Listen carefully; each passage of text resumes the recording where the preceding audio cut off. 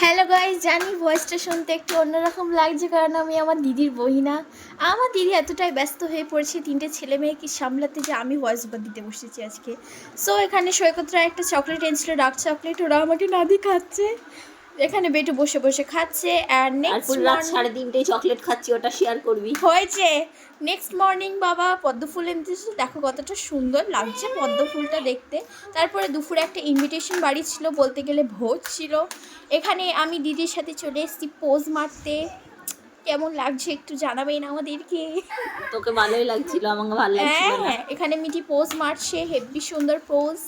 এখানেও আমি ভিডিও করে দিচ্ছি ওনাকে, তার হাঁটছে। জন্য থ্যাংক ইউ।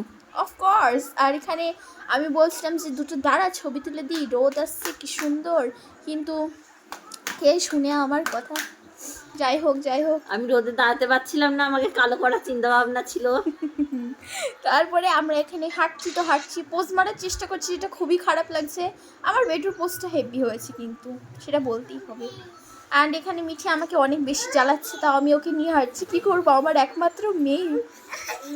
তারপরে এখানে আমাকে দিয়ে দিয়েছে পা টিপতে। ভাই, ভোজ বাড়িতে এসে কে পা টিপতে দেয়? আমি দিই, কেন? আমার ভাল লাগে তাই। এখানে ইনি জোয়ান খেয়ে চলে এসছে নাকি? কে জোয়ান খায় এখন? কারণ ও বাড়ি থেকে খেয়ে এসেছিল, খাবারটা হজম করে সেকেন্ড টাইম আবার খেতে হবে বলে। Good idea. এখানে আমাকে ভটকা আলু লাগছে, ওটা একটা আলাদাই ব্যাপার।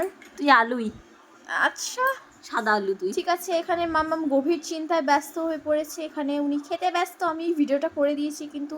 ইলিশ মাছ আমার এখানে এখানে খেতে ইচ্ছা করছে। যাই হোক, মিঠি এখানে আইসক্রিম খেয়ে ভূত হয়ে বিড়াল হয়ে গেছে, আর কিছু বলার নেই।